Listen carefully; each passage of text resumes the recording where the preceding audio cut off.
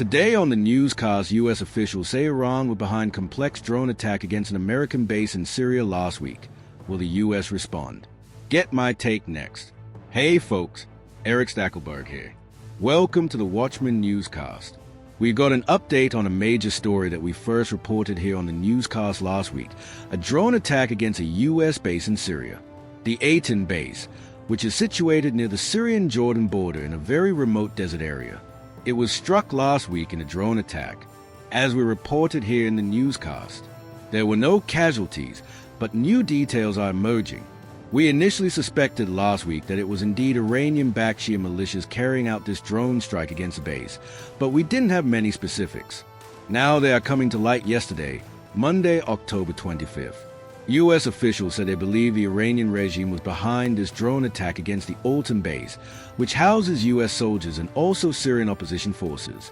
Now U.S. officials believe at least 5 drones, packed with explosives, were used to attack this base. This is obviously a hallmark of Iranian attacks across the region in recent months that we've talked so much about here on the newscast, that growing Iranian drone arsenal.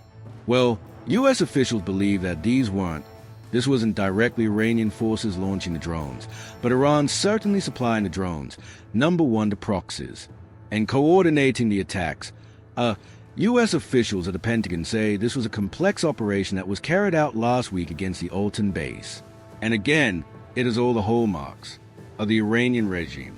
Now, the Iranian regime has not claimed responsibility for this attack against U.S. forces in Syria. No big surprise there.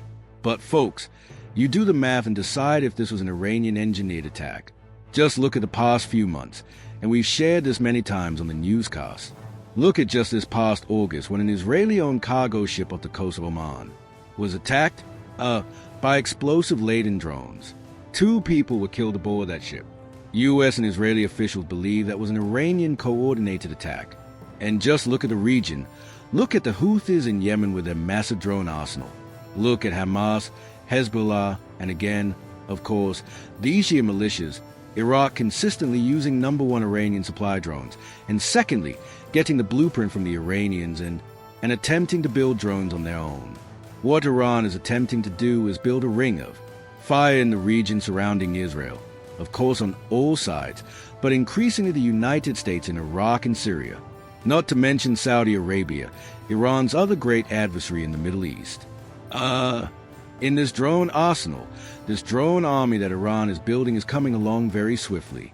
Israel is looking to bolster its air defenses even more to guard against these Iranian drones. The United States, in terms of air defense in the Middle East. The U.S. does possess 2 Iron Dome missile defense batteries, but right now they are in Guam. They are not even in the region for some reason, which doesn't make a whole lot of sense when U.S. personnel are under a steady assault by rockets and drones, again launched by Iran and its proxies. And by the way, in recent months, the United States also pulled air defense systems from Saudi Arabia at the very moment when Saudi Arabia is undergoing a barrage of drones and rockets and missiles on a practically daily basis, at the hands of those Iranian-backed Houthi rebels in Yemen. So it doesn't seem to make a whole lot of sense. Hey, last month, Benny Gantz, the Israeli defense minister, actually pointed out a base in Iran where Iran is training its proxies in the finer arts of drone warfare.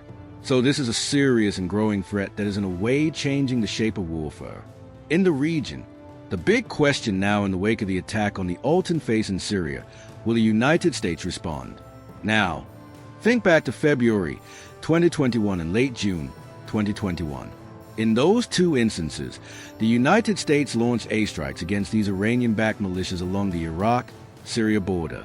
That was in the wake of attacks, drone and rocket attacks against U.S. facilities and personnel in Iraq. So the Biden administration in those 2 instances did respond. No word yet, obviously, on whether the U.S. will strike back in the wake of this latest attack, which again, folks, the Pentagon is saying it, and on the surface it's pretty clear this was a pretty complex attack. At least 5 drones, packed with explosives. This is a serious incident to say the least. You would think the U.S. would feel compelled to respond in some way against the Iranian regime, or more likely against its proxies in the Iraq-Syria region. But the past strikes by the Biden administration have had little to no effect, obviously, because Iran continues to push ahead and target the United States. its interest in the region. A few thoughts on why Iran is doing what it's doing here and why they carried out this latest attack in Syria. Number 1. Clearly the Iranian regime would love to hasten the U.S. exit from the region out of Iraq, out of Syria again in Syria. Right now, some 900 U.S. troops, a good number of them usually stationed at that Alant base, and about 2,500 troops in neighboring Iraq. Following the Afghanistan model, the Iranian regime would love nothing better than to help push the U.S. out the door and give the impression to the world that the U.S. is retreating from the region under an Iranian barrage of rocket and drone fire. That's the first goal here. Secondly, clearly, Iran wants to gain leverage at the negotiating table with the United States. As these nuclear talks look like they will soon start back up again in Vienna, Iran can say at the negotiating table that if you don't give us what we want, we will continue to attack you. We'll continue to attack us interests in the region and U.S. allies as well. It's a blackmail extortion type scenario that Iran has employed very successfully over the years, and the Biden administration has shown no signs of being able to resist this. So that's another goal here of Iran when they're acting up in the region. And lastly, this is an Iranian message to Israel as the larger conflict. The collision course continues where Iran and Israel clearly will go toe-to-toe. Eventually that day is coming. Israeli officials have talked openly about that, and so have Iranian officials.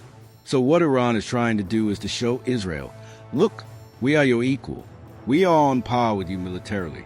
They are not clearly, but that's the impression Iran is trying to give.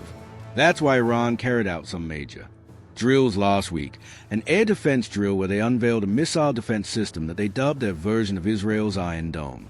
Also, Iranian conducted a major Air Force drill last week as well. At the same time, Israel is in the midst right now, this week, of its largest aerial drill ever, Operation Blue Flag 2021. It's Israel and 7 other nations, including the United States. As you can tell, a lot going on in the world's most chaotic and pivotal region, the Middle East, and tomorrow on a Watchman live stream. We're going for 1 hour straight from 4 p.m. to 5 p.m. Eastern Time right here on our YouTube channel. And we will also take your questions about all of these events, happenings and the prophetic implications. What's going on in Sudan right now? Erdogan and Turkey making major moves against the West this week, Russia, and of course, Iran, Israel. We'll talk about all of that tomorrow for 1 solid hour, including your questions on a Watchman live stream. Tune in here. Join us 4 p.m. Eastern Time tomorrow. That's Thursday, October 27th. Until then, thanks for joining us today. God bless you. And remember, never hold your peace. Hey everyone, thanks for checking out the Watchman newscast. If you liked our video, please hit the like button and subscribe to our YouTube channel.